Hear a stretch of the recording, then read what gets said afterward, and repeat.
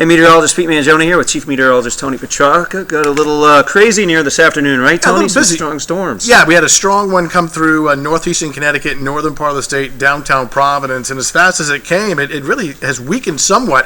You're looking at the Doppler radar, and what's left of that storm, you can see that blip of red in the northern part of the state about an hour ago, has moved up towards Taunton and out towards Plymouth, Mass, and has weakened significantly.